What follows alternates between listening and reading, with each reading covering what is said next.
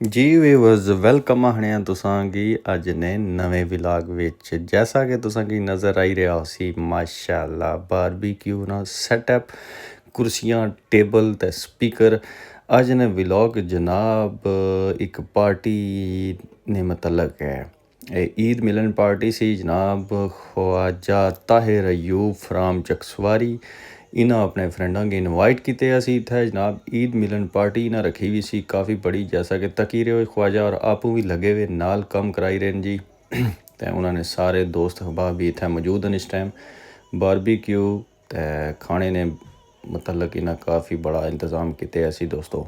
तो यह तकी सकने हो बाबा लगे सीख कबाब बनाई रहे। तो यह जनाब इन्हों सैटअप है जिथे इन्होंने फैक्ट्री है बंदे कम करें इन्हों अगे। तो माशाअल्लाह इन्हें काफ़ी इंतज़ाम किते असी ते काफ़ी दोस्त यार इन्होंने आए सन। दोस्तों नाल तुसें दसना चाह कि ख्वाजे राना इत्थे बैड फैक्ट्री ना बिजनेस है माशाअल्लाह काफ़ी बेहतरीन बिजनेस इन्होंने चली रहा। अल्लाह ताला इन्हें मज़ीद तरक्की दे। तो हर साल ख्वाजा और इस तरह ईद मिलन पार्टी रखने क्योंकि ईद वाले दिहाड़े हर बंदा बिजी होना तो सारे गी टाइम नहीं दे सकना।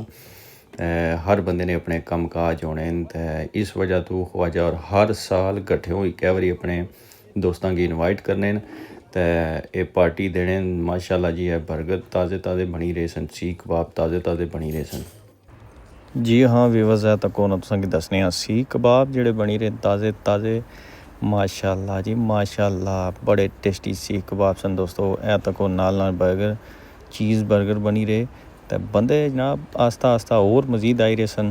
तो जेह्ड़े बंदे इत्थै मौजूद सन वो गर्म गर्म जनाब अपना खाना जेह्ड़ा वो खाई रहे सन नाल गप्पां लाई रहे सन। ए बनाई रहे बंदे सैल्फी तको ए बनाई रहे सैल्फियां हैं जी। लाला ताहिर अयूब ख्वाजा साहब चकसवारी नी शान ते मज़ीद साढ़े दोस्त भी बैठे ते तुसां इन्हां बंदियां चों केह्ड़े बंदे गी जानने हो कमेंट करी ते लाजमी दसना। इन्हां बंदियां ने नाम भी दसने तुसां केह्ड़े बंदे ने जनाब जानने लियो जेह्ड़े इस वीडियो गी तकी रहे हो साढ़ी वीडियो गी हैं जी।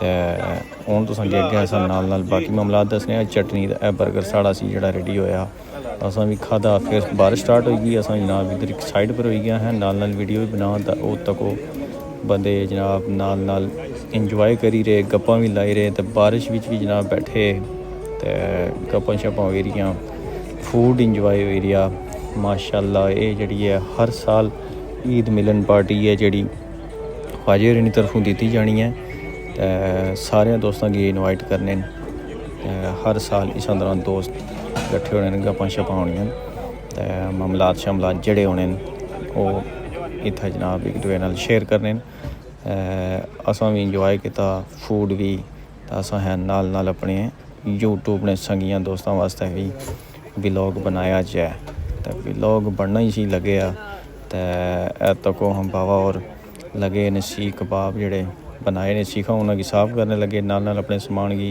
एक और भाई और आए ने बड़ी फेमस हस्ती है जनाब ये भी यूके दी दसो हाँ जी इन्हें कौन कौन जानना है जी। उस तो अलावा एक और बंदा इनवाइटेड सी वो थोड़ा लेट सी लेकिन वो बंदा इस पार्टी नी रौनक सी सही बंदा वो जिस वेले ए सी तुसां गी उसने नाल मिलासां ते जनाब इंतज़ार दियां घड़ियां ख़त्म होइयां ते पहुंची आए ने लाला आशिक फिरदौसी साहब। वाह जी वाह सोशल मीडिया नी बड़ी मशहूर हस्ती ने हर बंदा इन्हें गी जानना जी। आज़ाद कश्मीर ना बंदा हर एक बंदा इन्हें गी जानना तो ये जनाब इस पार्टी की रौनक सन सारे तो आखिर पर पहुँचे फुल वसूल किते ने सारे दोस्त इन्हें गी फुल वगैरह पेश करने से लगे फोटो शोटो इन्हें कढ़ाने से लगे गए तो हर बंदे नाल मिलने पे लाला आशिक और अल्लाह ताला इन्हें गी लम्मी जिंदगी दे ये जिथे भी जाने जनाब रौनक लाई करने जी। हर बंदा इन्हें फुल शुल देना तो फोटो शोटो कढ़ाना सी लगे नाल बहुत सारे दोस्तां इन्होंने फोटो शोटो बनाए तो वीडियो वगैरह बनाइया असां भी है असां भी अपने क्लिप विच लाले आशिक होरां गी शामिल करी ना ताकि साड़ी जिहड़ी है ना ख्वाहिश पूरी हो जाए।